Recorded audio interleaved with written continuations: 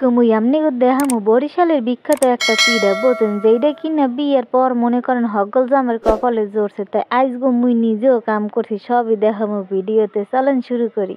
আসসালামু আলাইকুম বরিশালের জনগণ, বেবাকে কেমন আছেন? মুই কিন্তু ইয়াকসের ভালো আছি। আর মোর বরিশালের বাইরে ভাই বোনেরা আপনারা বেবাকে কেমন আছেন? হ্যাঁ কিন্তু কমেন্ট বক্সে অবশ্যই জানাই যাবেন। যারা মোর চ্যানেলটারে সাবস্ক্রাইব করেন নি এরা সাবস্ক্রাইব করে যাবেন, যারা পেজ গুনে দেখতেছেন পেজটারে ফলো করে যাবেন। তাই বেশি কথা না কই চলেন শুরু করে দিই আজকের ভিডিওটার প্রথম হইতে গুনে অনেকখানি করছিলাম, কিন্তু মাঝখান যাই ভিডিওটা কাটতে গেছে। এখানে কি লাগে আমনি গুমরা কইয়ে দিতে আসি। এখানে লাগে আদা, এরপর লাগে মনে করেন যে চিনি, এরপর লাগে ডিম, এরপর বিস্কুট, হরলিক্স, যে ভাল লাগে এই দিয়ে সুন্দর মতো বানাইতে হয়। প্রথম আদাটা একটু করে সিদ্ধ করেন করে, এরপর মনে করেন যে ইয়ের লাগে ডিম মিলেই এরপর সুন্দর করে তেল ভালো মতো আদার মাউডারে মনে করেন যে মাহা লাগবে। মাইকে দেখছেন ডোটা কত সুন্দর রয়েছে। এই সুন্দর করে এমন করে ডো বানাইবেন, বানাই এরপরে যে মুই যে বেলতে আছি দেখছেন কত সুন্দর করে। আপনারাও এমন করে মোটা মোটা করে বেলবেন। আমরা পাতলা করে হেলাই না, পাতলা করলে কিন্তু হেলে আর মজা লাগবে না। এইটা হয়েছে না ওই যে জামাই পিঠার মতো, মনে করেন যে অনেকেই জামাই পিঠা কয়, অনেকে অনেক ধরনের পিঠা কয়। এটা কিন্তু অন্য একটা জায়গা আছে, মানে অন্যান্য দেশে কি পিঠা জানি কয় সুন্দর মতো একেবারে কাটতে কুটতে খামির হয়ে এবার বানায়।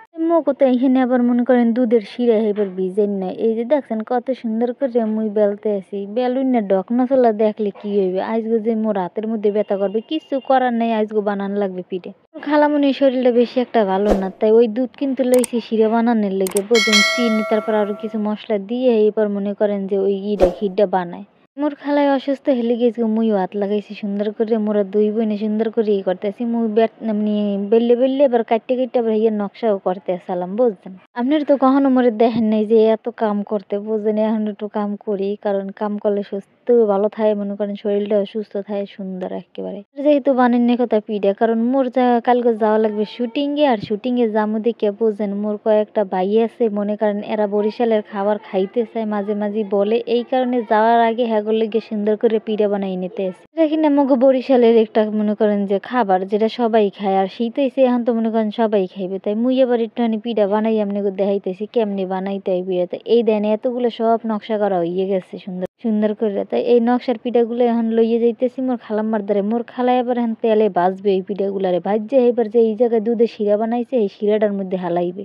এই এবার মনে করেন যে শিরার মধ্যে হালানোর পর ওইটা অনেকক্ষণ যাবৎ বেজতে এরপর দেখবেন যে শিরাটা খাইয়ে লাইছে। পিঠায় খাইলে মনে করেন পিঠাটা এত সুন্দর তুলতুলে আর নরম হইবে কমুখি। হ্যাঁ মুহি দিলে একার লগে লগে গলিয়া যায়।